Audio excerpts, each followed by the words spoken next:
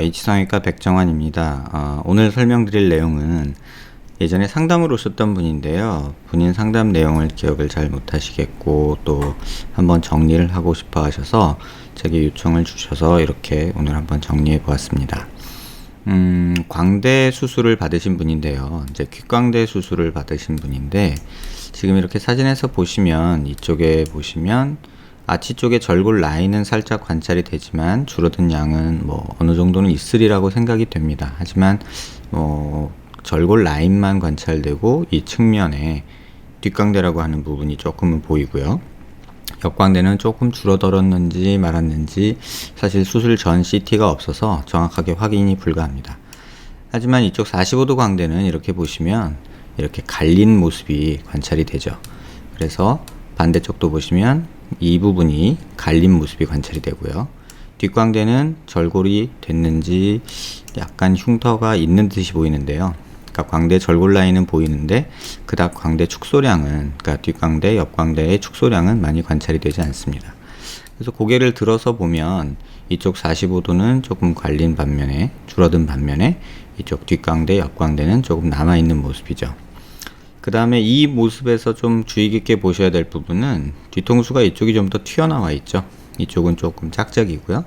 근데 이거를 잘 보시면 이게 제가 많은 환자분들한테 설명드리는 내용 중에 하나인데 이 각도에서 얼굴 전체 두상을 보면 얼굴의 비대칭을 이해하는데 굉장히 도움이 많이 됩니다.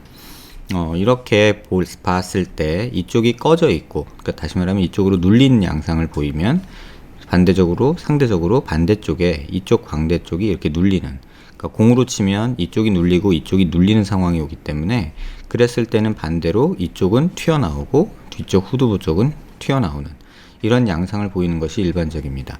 그래서 그러한 관계에서 보면 턱이 또 그 모습에 맞춰서 눌리고 삐뚤어지는 모습이 있죠.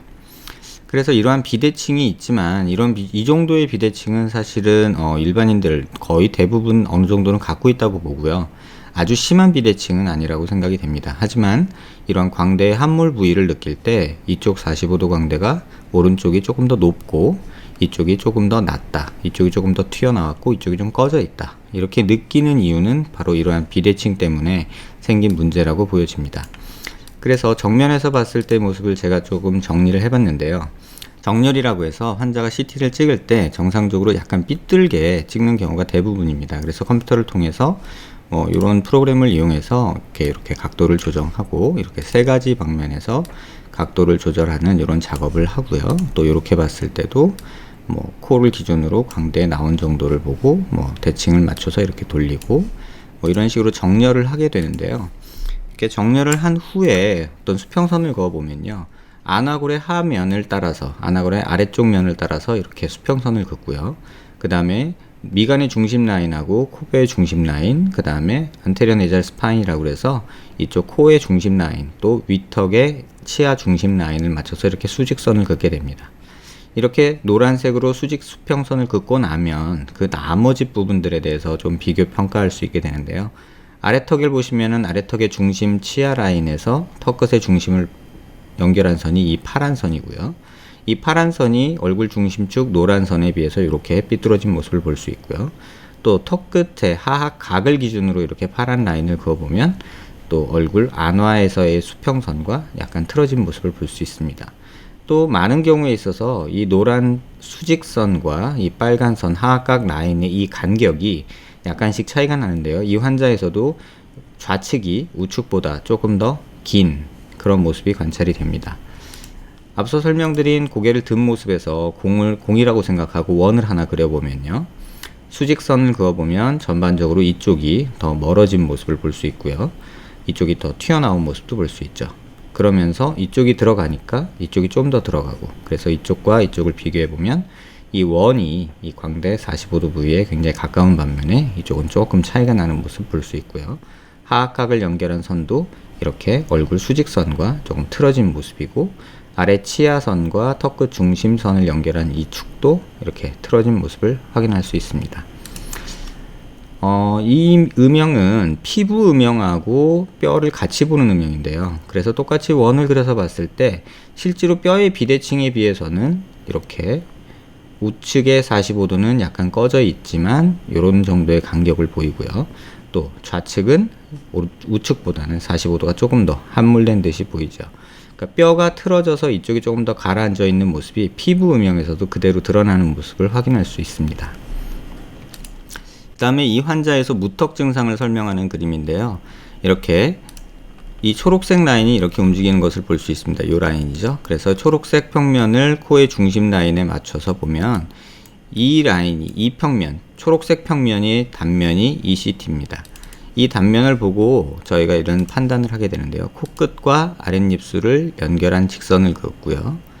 코끝과 아랫입술이 달랑말랑 할 때 비율이 좋다고 하거든요. 그러면 턱끝에 부족한 양은 여기서부터 한 여기까지 돼서 한 7, 8mm 정도 이제 전진량이 부족하다는 것을 알 수 있는 그런 내용입니다. 그래서 그 내용을 조금 더 다른 그림에서 정리해 보면 얼굴 측면에서 이런 수직선 보조선을 긋고요. 이렇게 빨간 화살표가 가리키는 부위가 이렇게 전진이 부족한 양이 되겠죠. 그래서 무턱 증상이 있다는 것을 알 수 있고요. 그 다음에 고개를 숙인 모습에서 이렇게 CT를 고개를 숙여서 보면 이렇게 뒷광대 부위가 굉장히 튀어나온 모습을 볼 수 있고요. 그 다음에 이렇게 선을 보조선을 그어서 보면 이 거리가 이 거리보다 약간 더 긴 모습이 보이고요. 또 무턱이나 하악 외수증에서 특징적으로 보이는 이쪽 하악 체구의 이 외측면이 이렇게 오목하게 된 모습을 관찰할 수 있는데요. 양쪽에서 모두 이렇게 오목한 모습이 관찰이 되고, 만약에 전진수를 하게 된다면, 또 보형물을 통한 수술을 하게 된다면 이렇게 돌출된 부위부터 이렇게 원을 그려서 지금 보면 오렌지색으로 된 그림이거든요. 그래서 이 보조선만큼 보형물을 만들면 되지 않겠나 이런 생각을 합니다. 측면 모습 자세히 다시 한번 보시면 여기에 갈려있는 모습이 확인이 되고요. 딱 갈린 면이 이렇게 이 부위에서 보이죠. 그래서 이 부분부터 이 부분까지 이렇게 골삭제가 이루어진 것을 볼 수 있고요. 그 다음에 옆에서 보시면 뒷광대나 45도 광대가 이렇게 튀어나와 있는, 45도 광대가 아니라 옆광대죠. 뒷광대랑 옆광대가 조금 이렇게 튀어나와 있는 모습을 확인할 수 있고요. 지금 보면 여기가 많이 돌출돼 보이죠. 반대쪽도 마찬가지로 45도 쪽에 이렇게 갈려 있는 모습이고, 뒷광대 쪽으로는 이렇게 튀어나온 모습이죠. 이쪽 보시면 이렇게 튀어나와 있죠. 그래서 이 부분이 조금은 뭐 갈아주는 작업을 하든가, 뭐 다시 재수술을 통해서 재절골을 해서 고정을 하든가, 어떤 수술을 한다면 조금 도움이 되지 않을까 이런 생각이 있습니다. 환자의 실제 모습을 보시면 이쪽에서 음영을 이렇게 바꿔보면요, 실제 음영과 실제 사진 모습인데요. 이러한 CT 이미지가 되게 중요한 이유는, 사진은 사실 조명이나 어떤 각도, 찍는 각도, 환자의 포지션에 따라서 굉장히 다르고요. 또 피부 화장이나 또 피부 색에 따라서 음영이 완전히 다 드러나지 않는 경우가 많습니다. 그래서 굴곡을 평가하기 위해서는 차라리 이렇게 색깔이 없는 CT 스캔에서의 피부 음영이 오히려 도움이 되는 경우가 많은데요. 지금 이 모습, 사진 얼굴에서 보시다시피 약간의 돌출이 보이지만 피부 두께가 워낙에 두꺼워서 그 돌출된 뒷광대 모습이 잘 안 보이는 모습이죠. 그래서 이렇게 보면 여기가 튀어나와는 있지만 여기 뼈에서 돌출된 양에 비해서는 뭐 그렇게 많이 표현되지 않습니다. 쉽게 이 부분을 설명드리면 5mm가 3mm가 줄어서 2mm가 되면 겉으로 확 드러나죠. 3mm가 줄었으니까요. 하지만 15mm가 3mm가 줄어서 12mm가 되면 사실 그 변화는 잘 눈에 띄지 않습니다.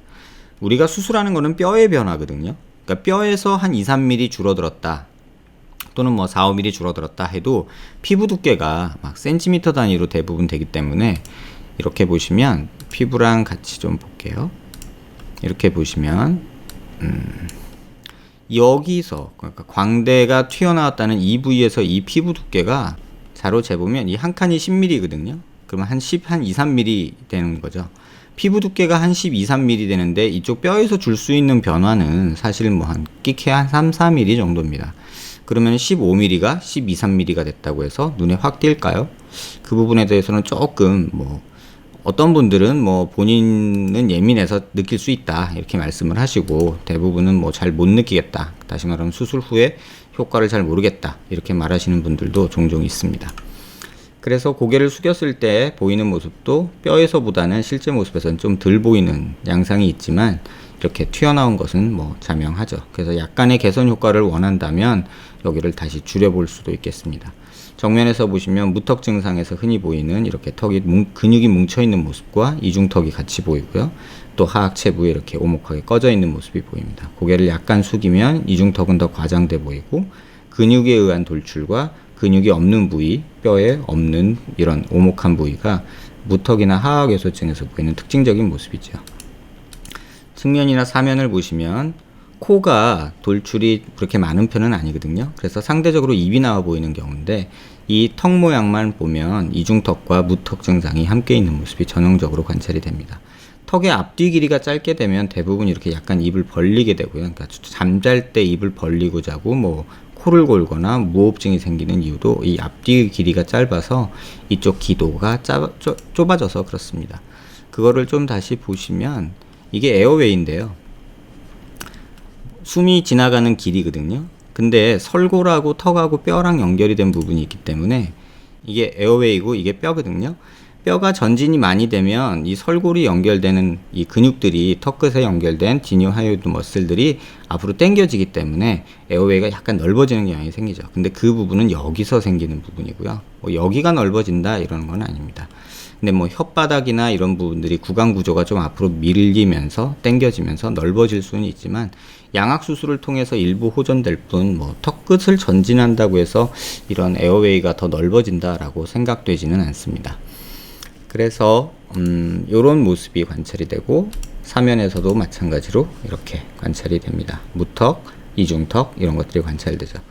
그래서 이런 환자에 있어서 무턱 수술이나 턱끝 수술을 하게 되면, 전진술이나 어떤 보형물 수술을 하게 되면 턱끝이 전진이 되지만 이런 이중턱이 너무 심하기 때문에 지방 흡입이나 다이어트가 수술 후에 필수적으로 필요하지 않을까 생각이 됩니다.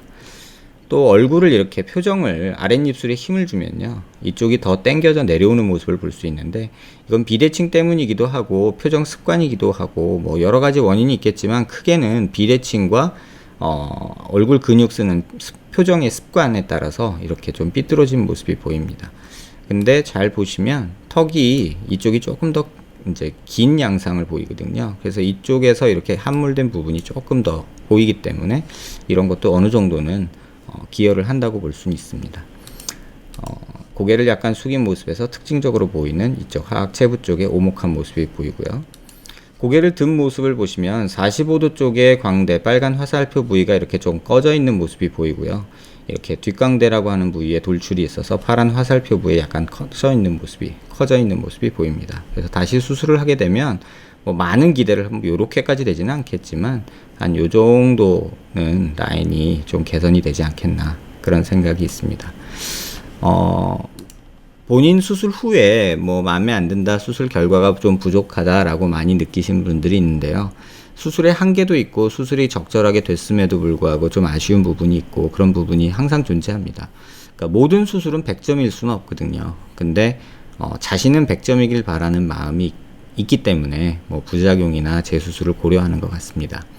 하지만 본인이 얻으려고 했던 목표치가 물론 10점 만점을 원하겠지만 대부분 8, 9점 정도 된다면 재수술을 고려하기보다는 그냥 조금 받아들이고 사시기를 개인적으로는 권하고 있습니다. 하지만 현실적으로 쉽지는 않은 것 같아요. 그러니까 돈을 들여서 고생해서 수술을 했는데 10점이 돼야지 라는 그런 작은 욕심 때문에 또 다른 수술을 계획하거나 무리스러운 수술을 하는 경우가 종종 관찰이 되는데요. 그게 오히려 부작용과 또는 수술 후에 또 불만족, 이런 것들을 야기하지 않나, 이런 생각이 듭니다. 환자분께 뭐 정리를 한번 다시 해드린 개념으로 영상을 제작해 봤고요. 도움되는 내용이 되었길 바랍니다.